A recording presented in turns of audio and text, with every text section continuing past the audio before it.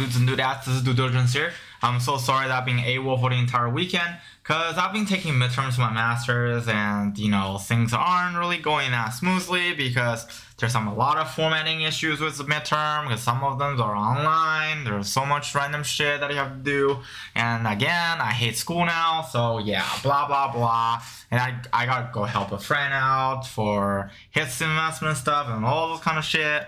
So I'm so sorry for missing out. And I've been spending like hours and hours on my Pfizer video, because I was gonna show you guys the process of knowing how do I know that Pfizer is gonna go to 48 and maybe eventually will go to $50 or $52 in that video. But then I realized some of the data have been corrupted. So then I have been fixing my program to basically I'm trying to do a overlapping or overlay of two regression lines that I made earlier this year. And then starting from beginning of June, I've already told you guys that Pfizer is going to be really good. Like beginning of this channel, right? Like even when we sold off all of our Moderna shares and we started loading up on Pfizer, a lot of you lost faith on the stock. But again, so maybe I know something that you don't, or maybe I just have better analysis than you guys. So keep an eye out for that video. You guys are gonna love it. But for this video, we're gonna talk about our boy Elon. Basically, he sent on a tweet, which is right here. If you go on Elon Musk and then go to his tweet, and you will see on Elon Musk's Twitter, he said, basically what he said is, hey guys, I'm gonna sell. He have a poll saying that they're gonna sell. He's gonna sell 10% of his entire shares in Tesla. Where did it go? One of those things that says that. Anyways, in one of those, and a lot of Wall Street journals talking about this, CNBC is talking about that and everything. The reason why, so first of all, you guys have to understand this. The reason why Elon is selling his stake in Tesla is not because he doesn't have faith in Tesla anymore. It's because A, it is a tax move, and B, Elon's almost 50 years old and he's been taking and living on loans for the past 10 years. So you guys have to understand this. A lot of those CEOs, okay? So one of the things in this video we're going to talk about, let's just talk about this video as CEO 101. So if you are a CEO of X company and you don't take a salary, that means you only have stock options. And those things vest. What does it mean by stock option vesting? That means, let's just say you join my company, you join DD's company, I give you a stock option and you don't take any cash compensation like Elon. That means every year, 1 million shares of DD's company will be vested into your account.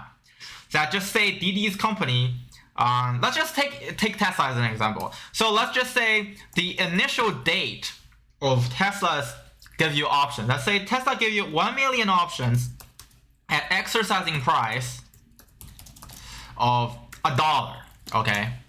And then you will have 1 million flat vesting per year for 4 years. So which means if you work for Tesla for 4 years, you will have access to buy Tesla at $1 per share for 4 million shares in total. Okay? And because the fact that he actually doesn't take any salaries or cash compensations, Elon is actually poor for the past 10 years. So what do I mean by he's poor? He's rich on paper, right? So let's just say take a snapshot. Let's go look at Tesla. Take a little snapshot, and we go back to, let's go back to 2016. Tesla sucks. Okay, let's see. That's all here.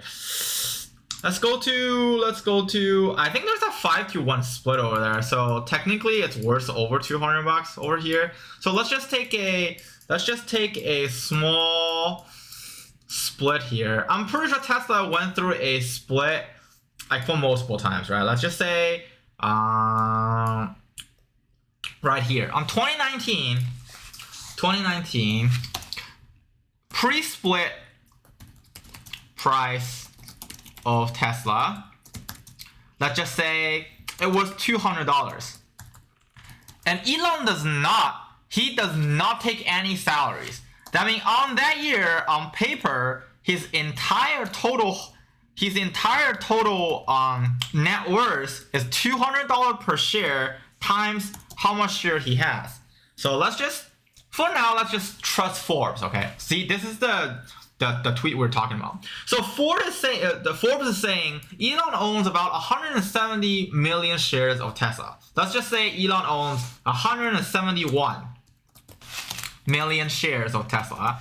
So if we do the math, then it's 342, right? I'm doing this math right. Million. Well, actually no. 342 million in total Tesla shares. So technically, his net worth is 34 billion, sorry, not trillion. So he worth, on paper, he worth $34.2 billion. But in reality, none of this money he can access. I mean, of course, he can leverage debt, right? He can leverage his Tesla options with that.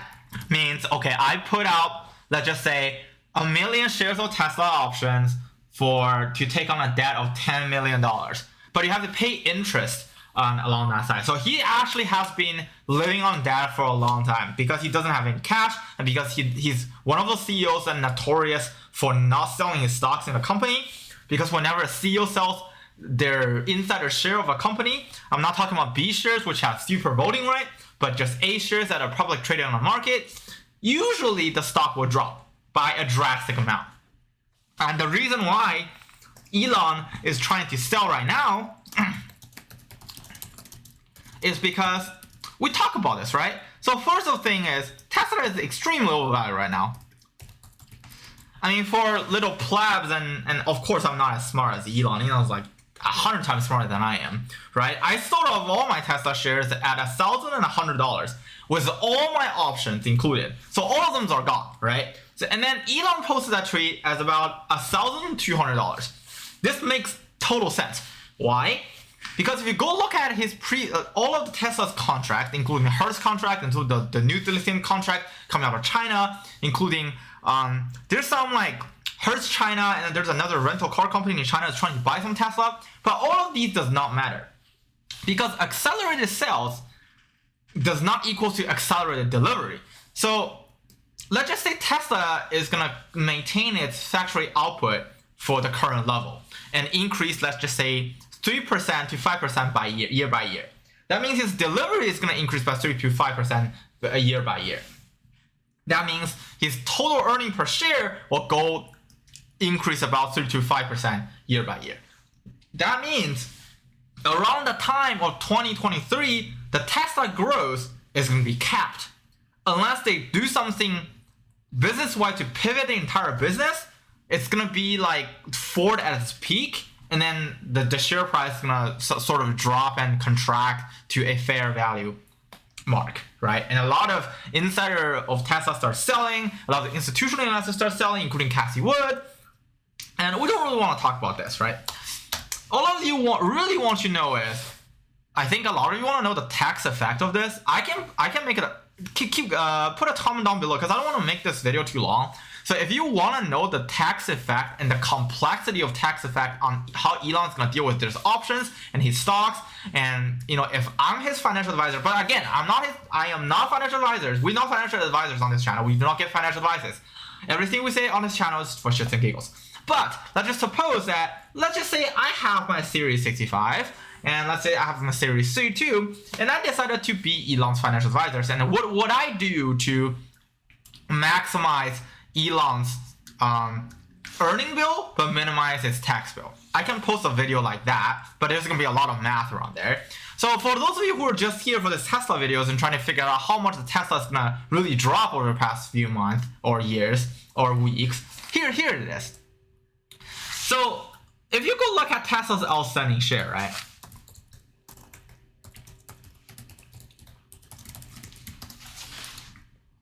Tesla have 600, 900. So right now I have 900, let's just say 970, okay? 970 million outstanding shares. And Elon owns what? Elon owns 171 million. So if we just do the math,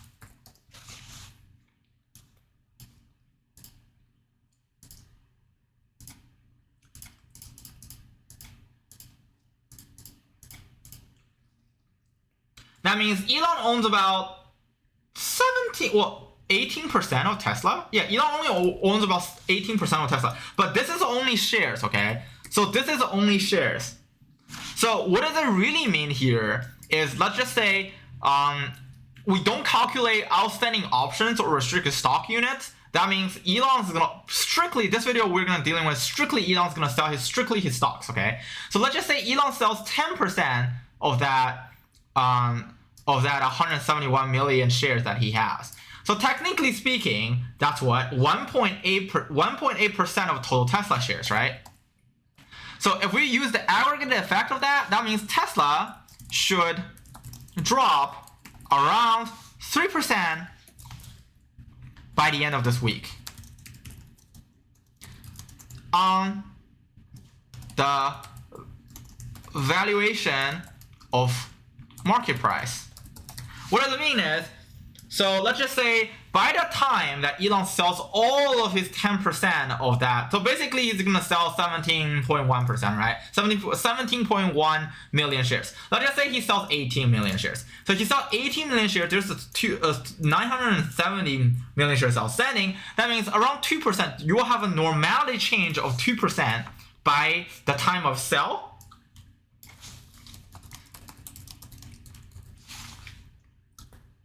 And then because he sells, I mean, a lot of executives gonna sell. So you double that. So there's gonna be 4% drop by the end of this week. Okay. So I haven't looked at Tesla yet. So let's just go out and look at Tesla. How many have it dropped? 4.48%.